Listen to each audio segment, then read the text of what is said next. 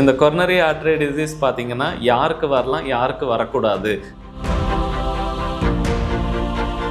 First வந்து பார்த்தீங்கன்னா hyper tension. நமக்கு எல்லாருக்குமே பிபி இருந்துக்கிட்டே இருக்குது. அதனால் அந்த பிபி வந்து மெயின் ரிஸ்க் ஃபேக்டராக இருக்குது. எல்லா பேஷண்ட்டுக்கும் வந்து இடது பக்கம் மட்டும்தான் வந்து வலி இருக்குமா அப்படின்னு நீங்கள் கேட்கலாம். 3 சைடு உள்ள இரத்த குழாய், அதாவது ரைட் சைடு உள்ள இரத்த குழாயிலையும் இந்த எல்ஏடி எல்சிஎக்ஸில் உள்ள இரத்த குழாயிலையும் திரும்ப அவங்களுக்கு ஹார்ட் அட்டாக் வரதுக்கான சான்சஸ், அதனால் ஹார்ட் ஃபங்க்ஷன் குறையறதுக்கான சான்சஸ், அதை போக அந்த மயோகார்டியல் டேமேஜ்னு சொல்கிறதுக்கான சான்சஸ் ரொம்ப. ஒவ்வொரு கான்டியூட்ஸ்க்கும் ஒரு பேட்டன்சி ரேட் அப்படிங்கிறது இருக்குது.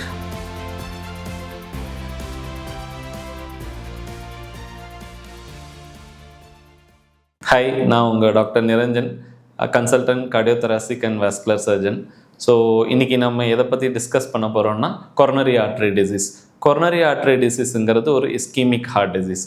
ஸோ இது எதனால் ஏற்படுது, இதனால் வர ப்ராப்ளம்ஸ் என்னென்ன, இது யாருக்கு வருது, எப்படி வருது, இதுக்கு உண்டான சொல்யூஷன்ஸ் என்ன அப்படிங்கிறது தான் நம்ம இன்றைக்கி டிஸ்கஸ் பண்ண போகிறோம். ஸோ இந்த கொரோனரி ஆர்டரி டிசீஸ் பார்த்திங்கன்னா யாருக்கு வரலாம், யாருக்கு வரக்கூடாது அப்படிங்கிறத நம்ம டிஸ்கஸ் பண்ணலாம். இப்போது இது வந்து ரிவர்சபிள் ரிஸ்க் ஃபேக்டர்ஸ். சிலது வந்து நம்மளால் மாற்ற முடியும், சிலது வந்து நம்மளால் மாற்ற முடியாது. ஃபஸ்ட்டு வந்து பார்த்திங்கன்னா ஹைப்பர் டென்ஷன். நமக்கு எல்லாருக்குமே பிபி இருந்துக்கிட்டே இருக்குது. அதனால் அந்த பிபி வந்து மெயின் ரிஸ்க் ஃபேக்டராக இருக்குது. அதே மாதிரி இன்னொன்று வந்து நமக்கு உள்ள சர்க்கரை நோய். எல்லாருக்குமே வீட்டில் இப்போ சர்க்கரை நோய் இருக்குன்ட்டு நம்ம மாத்திரை மருந்து சாப்பிட்டுக்கிட்டே இருக்கோம். இந்த மாதிரி உள்ள பேஷண்ட்ஸ்க்கும் வந்து இந்த கொரோனரி ஆர்டரி டிசீஸ் வரலாம். மூணாவதாக பார்த்திங்கன்னா நம்ம அதிக கொழுப்பு உள்ளவங்களுக்கு ஹைப்பர் கொலஸ்ட்ரலீமியான்னு சொல்கிறோம், அவங்களுக்கு இந்த மாதிரி ப்ராப்ளம் வரலாம். அது போக பார்த்திங்கன்னா ஸ்மோக்கிங் வந்து ஒரு ரிவர்சபிளான ரிஸ்க் ஃபேக்டர். ஸ்மோக்கிங் அவாய்ட் பண்ணோம்னா இந்த கொரோனரி ஆர்டரி டிசீஸில் பிளாக் வராமல் நம்மளால் தடுக்க முடியும். அது போக ஆல்கஹால். இன்னொரு ரிஸ்க் ஃபேக்டர் யங் பேஷண்ட்ஸில் நம்ம மெயினாக பார்க்க வேண்டியது மன அழுத்தம். எல்லாருமே வந்து ஸ்ட்ரெஸ்ன்னு சொல்கிறோம். அந்த ஸ்ட்ரெஸ்ஸை நம்ம அவாய்ட் பண்ணுறதுனால இப்போ இருக்கிற யங்கர் ஜென்ரேஷன்ஸ்க்கு இந்த மாதிரி ஹார்ட் டிசீஸ் வராமல் நம்மளால் தடுக்க முடியும். அதுக்கு வந்து அவங்க ப்ராப்பராக ரெஸ்ட் எடுத்துக்கணும், எக்ஸசைஸ் பண்ணணும், நல்ல சத்தான ஆகாரங்கள் சாப்பிட்டாங்கன்னா இந்த இதை வந்து நம்மளால் தடுக்க முடியும். தடுக்க முடியாத ரிஸ்க் ஃபேக்டர்ஸ் என்னென்னு நம்ம பார்த்துக்கிட்டோம்னா மெயினாக வந்து ஏஜ் வந்து ஆக இந்த மாதிரி ரிஸ்க் ஃபேக்டர் வந்து கூடிக்கிட்டே போகும். அது போக வந்து செக்ஸ், பாலினம் வகையில் பார்த்தீங்கன்னா மேல் பேஷண்ட்டுக்கு வந்து இந்த ரிஸ்க் ஃபேக்டர்ஸ் வந்து ஜாஸ்தியாக இருக்குது. அது போக ஃபேமிலி, குடும்ப வகையில் யாருக்காவது இந்த மாதிரி ஹார்ட் டிசீஸோ இல்லை வந்து கோமார்பிடிஸ் இருந்திருக்குன்னா அவங்களுக்கும் இந்த மாதிரி ஒரு ஹார்ட் டிசீஸ் வரதுக்கான வாய்ப்புகள் வரலாம். அது போக ஜெனட்டிக் காஸ்னாலையும் இந்த மாதிரி பீப்புளுக்கு வந்து ஹார்ட் டிசீஸ் வரலாம். இந்த கொரோனரி ஆர்டரி டிசீஸ் வரதுனால என்னென்ன சிம்டம்ஸ் ஏற்படுது அப்படிங்கிறத பற்றி நம்ம டிஸ்கஸ் பண்ணலாம் நெக்ஸ்ட்டு. ஸோ சிம்டம்ஸ் வைஸ் பார்த்திங்கன்னா மெயினாக பார்த்திங்கன்னா செஸ்ட் பெயின், ஆன்ஜைனான்னு சொல்லுவோம். இந்த ஆன்ஜைனானா பார்த்திங்கன்னா எல்லா பேஷண்ட்டுக்கும் வந்து இடது பக்கம் மட்டும்தான் வந்து வலி இருக்குமா அப்படின்னு நீங்கள் கேட்கலாம். அது வந்து எல்லாருக்குமே இடது பக்கம் மட்டும் வலி இருக்காது. அது வந்து வேறு மாதிரி வந்து ஒவ்வொருத்தருக்கும் வந்து வரலாம். ஸோ அதில் மெயினாக பார்த்துக்கிட்டிங்கன்னா இடது பக்கம் செஸ்ட் வலி வரலாம். சிலருக்கு பார்த்திங்கன்னா அந்த வழியே வந்து தோள்பட்டைக்கு போகலாம், கைக்கு போகலாம், இடது கைக்கு, இல்லை தாடைக்கு போகலாம், முதுகு பகுதிக்கு போகலாம். சிலருக்கு வந்து வயிறு வலி மாதிரியும் இந்த மாதிரி வரலாம். சிலருக்கு வந்து நெஞ்சு எரிச்சல் மாதிரி இருக்கலாம், இல்லைனா வந்து நெஞ்சு அழுத்தம் மாதிரி சிலருக்கு ஏற்படலாம். செகண்ட் டைப் ஆஃப் சிம்டம்ஸ் என்ன இருக்கலாம், அடுத்தது பார்த்தோம்னா நம்ம வந்து ப்ரீத்திங் டிஃபிகல்ட்டி, மூச்சு விடுறதுக்கான சிரமம், டிஸ்னியான்னு சொல்லுவோம். ஸோ அவங்களுக்கு வந்து இந்த மாதிரி நெஞ்சு வலி இல்லைனாலும் மூச்சு விடுற சிரமம் ஏற்பட்டாலும் ஹார்ட் டிசீஸ் இருக்கலாம். ஸோ இதை விட்டால் வேறு என்னென்ன காசஸ் வரலான்னா வந்து பால்பிட்டேஷன், படபடப்பு சிலருக்கு ஏற்படலாம். சிலருக்கு வந்து அதிகமாக வேர்த்து கொட்டலாம், சிலருக்கு சோர்வு ஏற்படலாம். சில பேஷண்ட்ஸ்க்கு பார்த்திங்கன்னா வந்து தலை சுத்தல் இந்த மாதிரி வரலாம். இதெல்லாம் வந்து நம்ம கொரோனரி ஆர்டரி டிசீஸ் இருக்கலாம் அப்படின்னு நம்ம கண்டுபிடிக்கிறதுக்கான சிம்டம்ஸ். ஸோ இதை நம்ம எப்படி கண்டுபிடிக்கிறது? நம்ம டாக்டர் கிட்ட போகிறோம், இசிஜி பண்ணுறாங்க, எக்கோ பண்ணுறாங்க, ட்ரெட்மில் டெஸ்ட் பண்ணுறாங்க. இதெல்லாம் பண்ணிட்டு இவங்களுக்கு வந்து ஹார்ட் அட்டாக் வந்து வந்திருக்கு அப்படின்னு சொன்னாங்கன்னா நம்ம coronary angiogram, conventional coronary angiogram பண்ணுறோம்.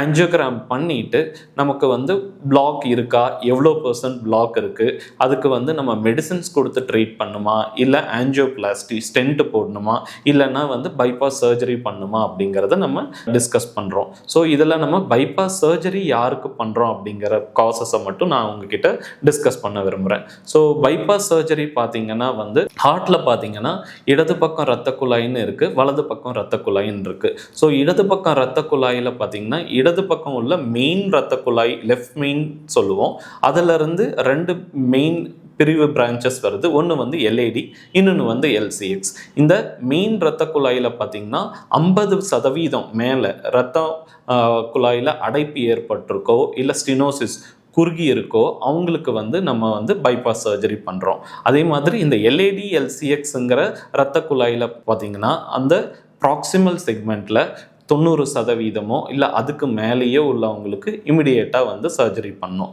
ஸோ இது போக பார்த்திங்கன்னா யாருக்கு பண்ணோன்னா 3 சைடு உள்ள இரத்த குழாய், அதாவது ரைட் சைடு உள்ள இரத்த குழாயிலையும் இந்த எல்ஏடி எல்சிஎக்ஸில் உள்ள இரத்த குழாயிலையும் 70% மேலே உள்ளவங்களுக்கு நம்ம பைபாஸ் சர்ஜரி பண்ணுறோம். ஸோ இதை வந்து ட்ரிபிள் வெசல் டிசீஸ்னு சொல்கிறோம். ட்ரிபிள் வெசல் டிசீஸ் உள்ளவங்களுக்கு பார்த்திங்கன்னா அவங்களுக்கு வந்து இந்த சிம்டம்ஸ் இருக்கோ இல்லையோ அவங்க வந்து பைபாஸ் சர்ஜரி பண்ணிக்கிறது நல்லது.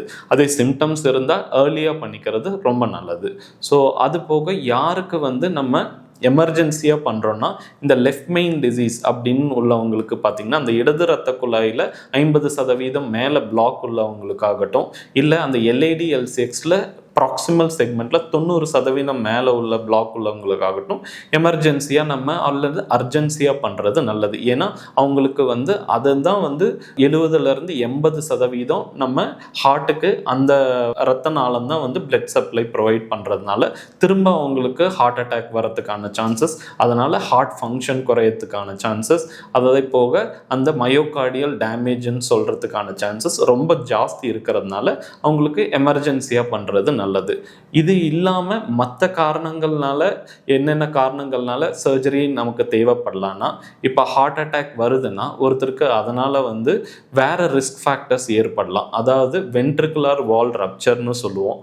ஸோ அந்த ஒரு காரணம் இருந்தால் அவங்களுக்கு பண்ண முடியும். இல்லை வென்ட்ரிகுலர் செப்டல் ரப்சர், மசில் வென்ட்ரிகுலம்ங்கிறது ஒரு ஹார்ட்டில் இருக்கிற ஒரு பகுதி, அதை தாங்கி பிடிக்கிறதுல மசிலில் வந்து ஒரு பிளாக் ஏற்படுத்துறதுனால ஸோ அதில் வந்து ஒரு ஓட்டை விழுந்தால் அவங்களுக்கும் வந்து நமக்கு சர்ஜரி பண்ணுறதுக்கான வாய்ப்புகள் வரலாம். இல்லைன்னா அதில் ஒரு மசில், பேப்பிலரி மசில்னு சொல்கிறோம், அதில் வந்து ரப்சர் ஆனாவோ வால்வில் லீக் ஏற்படும். ஸோ அவங்களுக்கும் பார்த்திங்கன்னா நம்ம பைபாஸ் சர்ஜரியோடு சேர்த்து அவங்களுக்கு அந்த வால்வ் சர்ஜரியும் பண்ணுறதுக்கான வாய்ப்புகள் வரலாம். இவங்களுக்கு எல்லாமே நம்ம பைபாஸ் சர்ஜரி ப்ரொவைட் பண்ணுறோம்.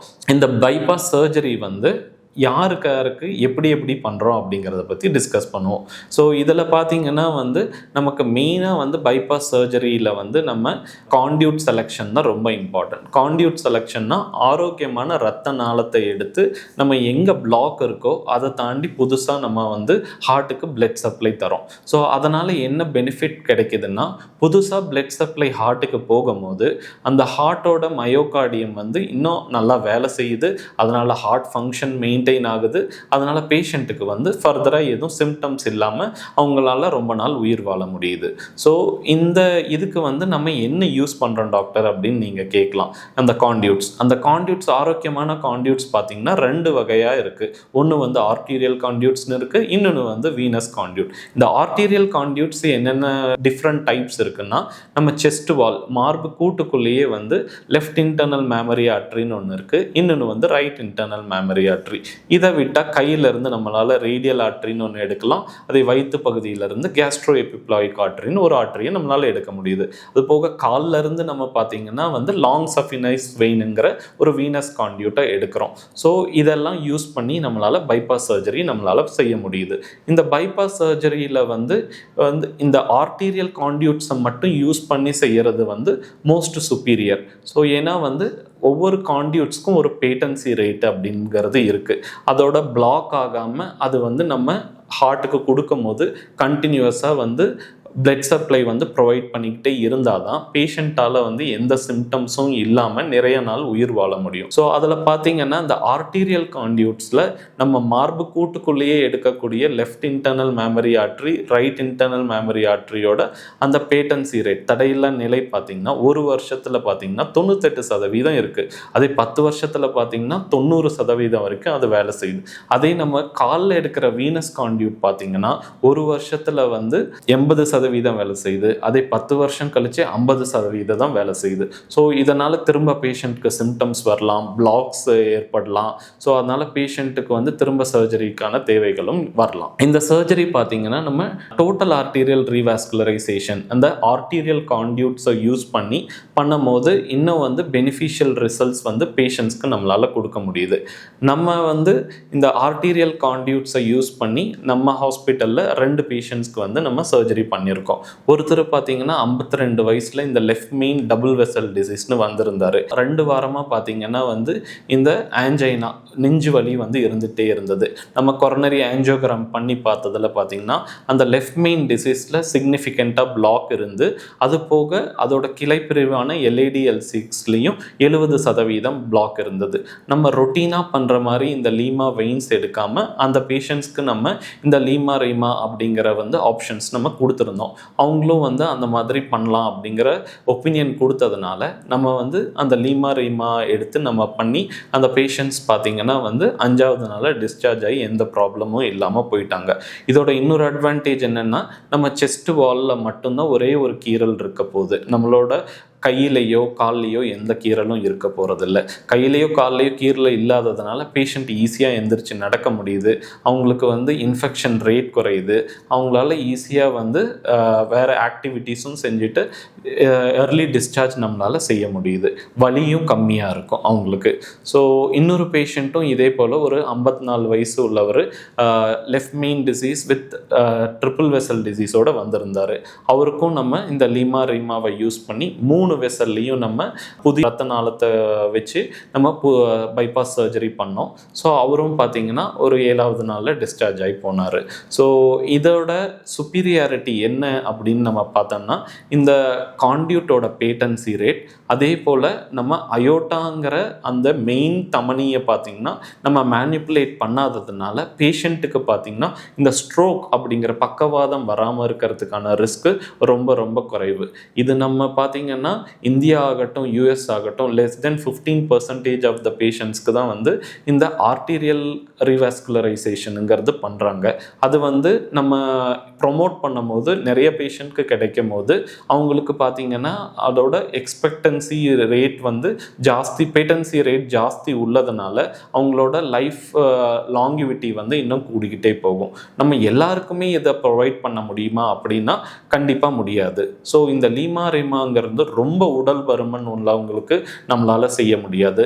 அதோட அன்கண்ட்ரோல்டு டயபெட்டிஸ், ஒரு கண்ட்ரோலே இல்லாமல் சிலருக்கு வந்து சுகர் லெவல்ஸ் ரொம்ப ஜாஸ்தி இருக்கும். அதை வந்து நம்ம HbA1cங்கிற டயக்னோஸ்டிக் ஃபேக்டரை வச்சும் நம்ம பார்க்குறோம். அவங்களுக்கு வந்து நம்மளால் செய்ய முடியாது. சில பேஷண்ட்க்கு பார்த்தோம்னா ரொம்ப ஓல்டாக இருப்பாங்க, அவங்களோட நியூட்ரிஷன் ஸ்டேட்டஸ் ரொம்ப குறைவாக இருக்கும். ஸோ அவங்களுக்கு நம்ம இந்த மாதிரியான சர்ஜரிஸ் வந்து செய்கிறது வந்து கம்மி. அதே மாதிரி அன்கண்ட்ரோல்டு ஸ்மோக்கிங், செயின் ஸ்மோக்கர்ஸ்னு சொல்லுவோம், அவங்களுக்கும் வந்து இந்த மாதிரி சர்ஜரி பண்ணும் போது புண்ணு ஆடுறதுக்கான டைம் எடுக்கலாம். ஏன்னா வந்து நம்ம 2 சைடு செஸ்ட் வாலில் இருந்தும் அந்த தமனியை எடுக்கிறதுனால அதோட வாஸ்குலாரிட்டி குறையிறதுனால ஹீலிங் டைம் வந்து ஜாஸ்தி ஆகலாம். ஸோ அதனால் அவங்களுக்கும் அவாய்ட் பண்ணுறது பெஸ்ட் ஆப்ஷன். ஸோ இந்த சர்ஜரி பண்ணுறதுக்கான டெக்னிக்காலிட்டி ரொம்ப ஜாஸ்தி, அதே மாதிரி டைம் கன்சியூமிங். அதனால தான் எல்லாருமே இதை பண்ணுறதில்ல. ஸோ நம்ம ஹாஸ்பிட்டலில் வந்து நம்ம அந்த டோட்டல் ஆர்டீரியல் ரீவாஸ்குலரைசேஷனுங்கிறத நம்ம ஃபர்ஸ்ட் டைம் நம்ம பண்ணியிருக்கோம். தேங்க்யூ.